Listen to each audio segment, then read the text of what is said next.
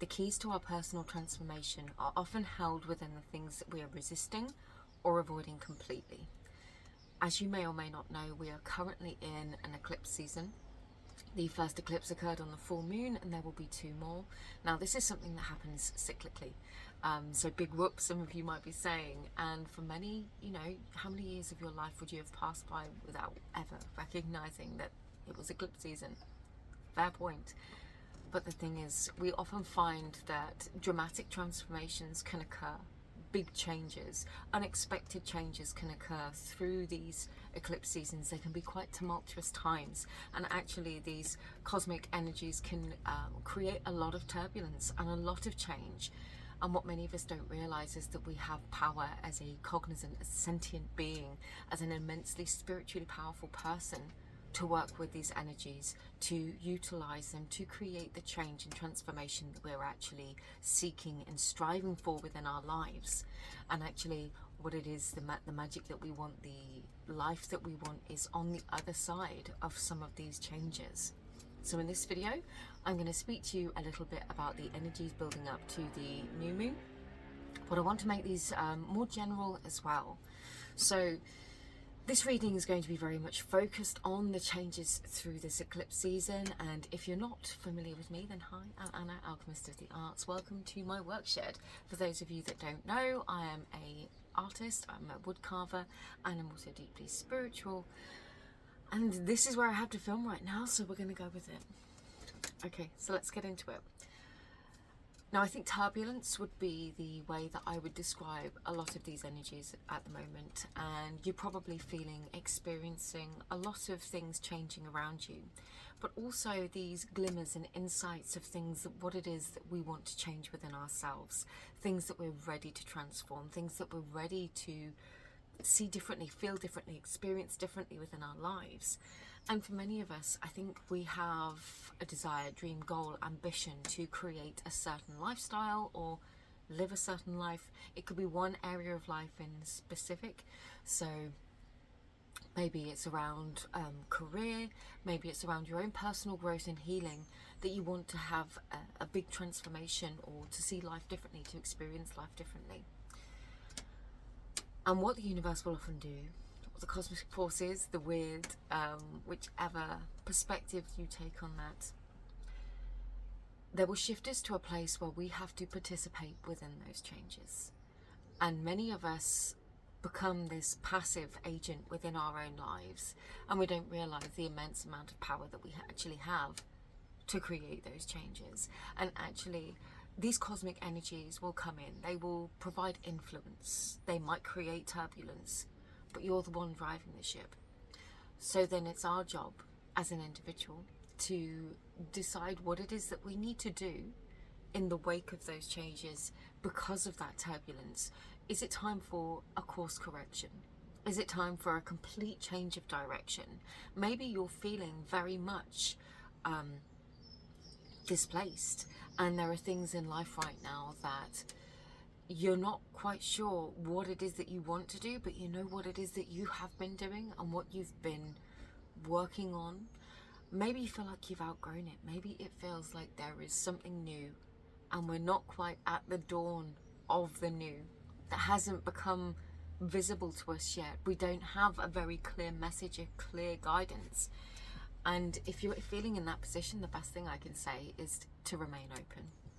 At times like this, we can fall very, very much into a masculine dominant energy. And to clarify for anybody new or hasn't come across this concept before, regardless of gender identification, every single human being has masculine, feminine energy dynamics within them. These are polarized energies, and they're different experiences and sensations of energy, either in action, in doing, which is more masculine energy, and in receiving and intuiting, which is more feminine energy. So when we want to create change, the inclination is to lean more into our masculine energy. It's to go out and to physically do. I must do this, I have to do that, I've got to go and start this thing, or it's an action taking energy. And at the moment, I think that we're being very called to our feminine energy, to ground into our feminine energy, at least for a moment, at least for a time, perhaps as part of a ritual if you're very, very masculine dominant, or maybe you identify only in masculine energy.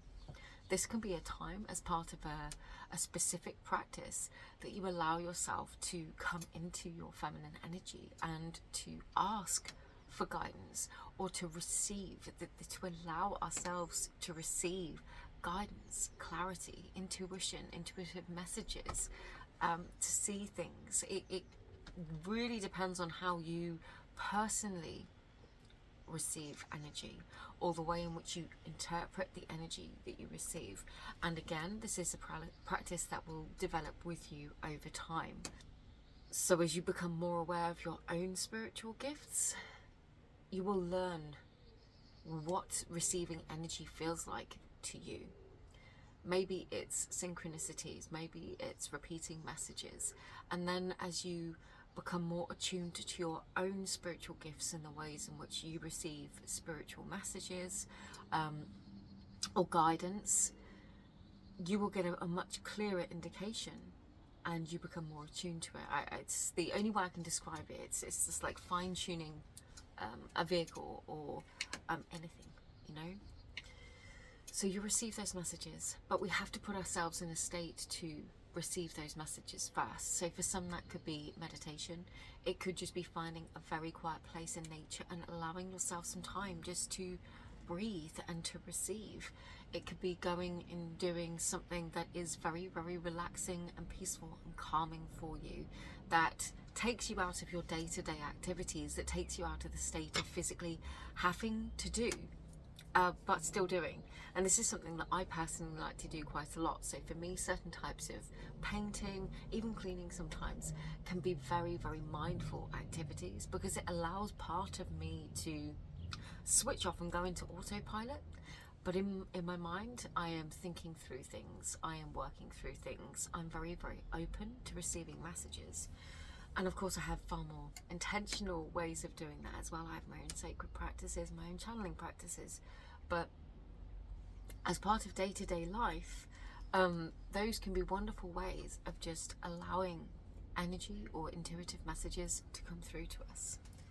So I would say very, very much when we're looking to transform our lives and to create great changes, we have to be able to first realize what it is that we want to change. And maybe you've got a very clear direction or goal of what you want life to look like. And then the masculine side of this energy is being able to go, okay, now I'm ready to take action. I'm ready to create those changes in my life. Now let's get organized. Let's have a plan. Let's start thinking about the things that I can do. But don't be fooled into thinking that this is only an action-taking exercise, because again, through that balance of our own inner energies, we can then move our inner energetic landscape to visualizing the goal being achieved. And you know, this is something that sports psychologists do. So this isn't just a completely woo-woo concept. Visualizing yourself in the desired outcome that you want is a way of manifesting, but it's also something that's used by sports psychologists. You see yourself at the finish line. You see yourself in receipt of the things that you have been seeking, I suppose. And in that way, in your mind, it becomes a done deal. And our ability to take ourselves to that place, to see it, to visualize it, and to allow ourselves to come out of maybe some challenging thought patterns or repetitive thought patterns, or you know, wanting something but keeping telling ourselves, well, it's never going to happen, I can't have this, I can't do this. You know, that's where we create those transformations. So when it comes to the transformation that we're seeking, being in the things that we're avoiding or resisting, perhaps there is some level of work that we do not want to do, things that we don't want to look at within ourselves. And for many of us, I find that things come to our awareness when we are ready, at the right time. If it all came through, imagine, I mean, if you start thinking about doing shadow work or deep introspective work to change oneself, if then all of a sudden you saw everything all at once, we would all be in such a state of complete and utter overwhelm that we wouldn't know what to do. Some of us would not be able to function. I know there is different spiritual concepts, such as like the dark night of the soul, which many of us go through, and that can be one of these times of really huge shift and awakening, where we really do get stopped in our tracks and have to face the majority of this stuff all in one go. But for many of us, we can do this in bite-sized chunks, and the awareness will come. We will see, it will be illuminated, and eclipses illuminate, they illuminate shadow. These eclipses will come in, they will illuminate what we're ready to see, what we're ready to work on, and then it's up to us to work with them, to actually take the steps that we need, whether that is through focusing on how we've been thinking about something, because our thoughts are incredibly powerful. Let me just give you an example on that before I move on. If we were to write down a list of goals, and you're like, well, I really want to do this thing, and I'm going to go out, and maybe you do a lunar practice, or maybe you worship a particular deity, for example, and you go out to that deity and you say, well, please give me this, please, just make it happen for me. We're not willing to see or adjust the version of ourselves that perhaps can be that, or if we're constantly telling ourselves we are a version of ourselves that will never achieve that or have that. You know, it's these very subconscious thought patterns, repetitive thoughts, old ways of thinking, and thinking of the old self. And I'm blending a lot of different worlds and concepts here, I'm aware of that. It's all of those things mixed together that we then stand in our own way, and we say to ourselves, well, it's never going to happen. I can't do that. Even if it's very, very deep down and in the subconscious mind, we go to that place of being like, well, it's never going to happen. And actually, that's the bit that we have to work on. Sometimes it is thought patterns, and thought patterns can be, thanks to the wonders of neuroplasticity, they can be reprogrammed. And, you know, there is outer agency, there is guidance. Maybe you have your own spirit guides, your ancestors, angels, whoever it is that you personally connect to and work with. You know, you can ask them for guidance and support. But it's my personal opinion that even if we went and asked maybe a particular deity for something, it's up to us to be the version of ourselves that can achieve it, that can have it, that can handle it. You know, I know for certain there are things in my life that I would love to achieve. Maybe success, maybe it's, you know, various things, work, a level of work. There are parts of me that are in resistance to that. There are parts of me that know that actually, perhaps in this stage of my life, I wouldn't be able to manage that, or at least I wouldn't be able to manage it alone. So it becomes this list of things that perhaps potentially need to change. And it's not to say that they don't, but it's when I get that sense of resistance, things come to my awareness. Maybe you catch yourself in a thought. Maybe you realize you've been thinking about things a certain way. That's where the work is. That's where the magic is. That is where we go into ourselves and go, do you know what? This is what I need to redefine within myself, within my life. This is what I need to shift. This is where the transformation is. And it's an inner transformation that then shifts the outer world. It is led from within, and it pushes us to up level, to become the version of ourselves that can have it, that can achieve it, that can do it, whatever it may be, whatever it looks like. This is the point of personal growth, of personal exploration, of spiritual growth, whatever it is that you want to call it. For me, it's a complete mix of different concepts and experiences based upon what I've lived through and what I have found that's helped me.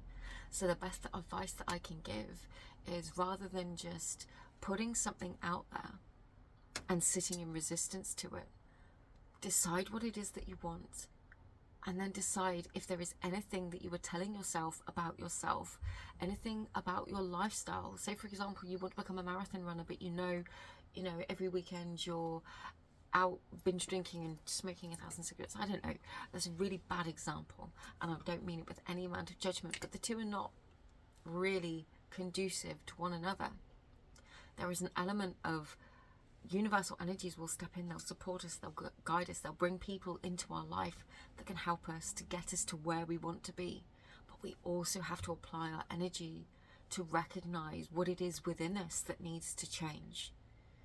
and then we do the work and things shift.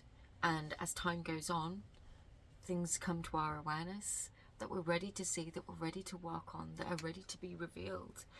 And then we work through them, we work towards those goals, and you'll be amazed at how things, new opportunities, things far greater than you could have ever put an intention out there, just come into your life, because there is this sense of readiness, and because you have been focused on being and becoming, as opposed to stuck in loops and cycles of the person that we have been in the past, because the past doesn't even exist other than in our thought space.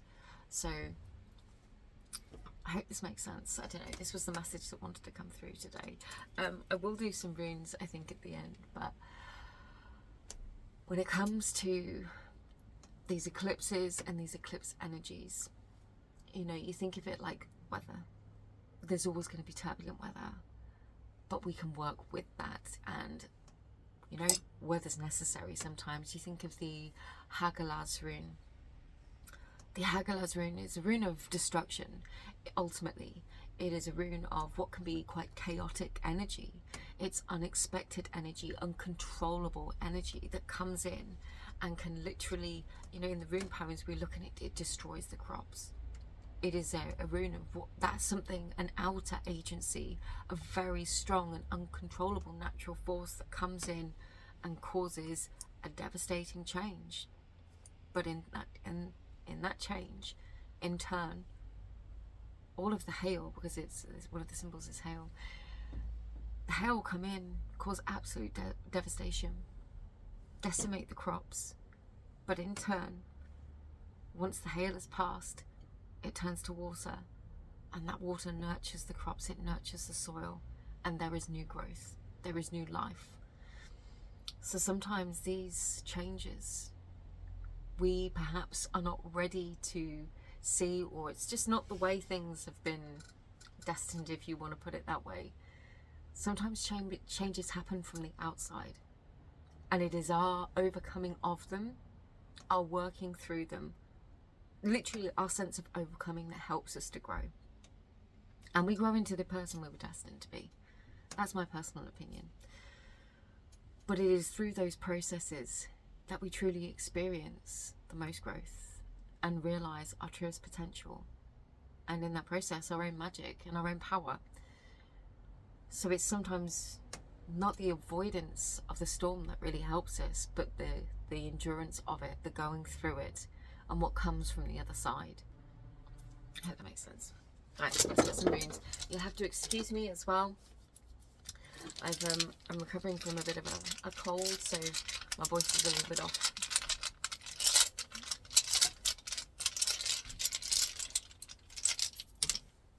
What have we got? Oh, we've got Kenaz. Okay, so Kenaz in the reverse. Kenaz is a rune of, for me, of self-reflection, funnily enough. For me, when Kenaz is in the reverse, I mean, Kenaz speaks of the torch, but it can also speak of an ulcer. And this is really saying to me that because it's come out in the reverse, maybe there are things that we don't want to bring to light. Now, if you think of the different interpretations of this, you know, a torch illuminates, a torch brings something to light, it brings light to darkness, and in that space with a torch you can see what's held within darkness. With ulcer or a boil as being the other interpretation of this rune, or you know, different interpretations, because you know, we have the rune poems and multiple different scholars will interpret them, and you get different interpretations based on the language and personal inflection. But if we think about a boil or an ulcer, it's something that's held deep. It's a very deep and festering affliction, something that is held very deeply and needs to come to the surface, to be excised, to be healed, to be fully cleared away. So this is saying to me that perhaps there are things that you haven't yet seen, or perhaps, and this isn't to be feared, but there could be things that are now ready to come to the surface, things that perhaps you haven't looked at before. Or maybe this references seeing things in a different light. Maybe it's time to see things in a different light. Maybe it's seeing ourselves in a different light, and bringing forwards, bringing to the forefront of our experience, our lived experience in this present moment, qualities and identities of self that we've never been able to express or experience before. And that's a really, really positive thing. But with it, we have to balance out the shadow aspects of ourselves that perhaps we want to avoid. Perhaps there are negative qualities or habits and things that we want to avoid, that we don't necessarily want to focus on or to address. You know, that's the work. That's the hard bit. That's the bit that a lot of people will tap out in, at least for a time. And sometimes we all tap out just because we need a breather, because it feels too much. But in the fullness of time, and I believe at the right time, things will come to light. We'll be able to see them. And it's only through that being able to see, that literal illumination of something, that allows us to heal it, allows us to transform it, which is a truly magical part of the self-discovery and self-awareness process. Let's get two more. Ooh. We have Bjarkan, and again, Bjarkan in the reverse, so tying into Kenaz or Kana in the reverse, there could be, again, a resistance to change. But interestingly, Bjarkan is a rune of nurturing and gestation. And perhaps there is this sense of frustration in your process. Perhaps some of you are feeling frustrated that you don't have or haven't achieved or aren't in receipt of what it is that you want right now. And actually, this gestational phase, sometimes perhaps you're not seeing it as a gestational phase. Perhaps you're thinking in very black and white terms. It's either you have it or you don't. There's either you know, literally having your hands on it, having that experience in your life, or it's clearly not meant to be, it's never going to happen. Very, very polarized black and white thinking. And what I'm getting from this rune coming out in the reverse is this sense of being in the middle of a transformational, of gestational phase, a nurturing birthing process that you haven't even seen yet, that you're perhaps not appreciating or experiencing because it's not within your scene. And when I see runes like this and I feel energy like this coming through in a reading, it tells me that the weird is at work, that there is force beyond our control, beyond our sight, beyond our vision. This is the magic. This is where the Norns are at their work. This is where things are being woven for us. And this is a reminder that you keep nurturing yourself, you keep nurturing those dreams, you keep focused on your own growth, and allow cosmic forces, whatever you believe in, to do their work, because it is being woven in the process. And just because you can't see it right now doesn't mean it isn't happening.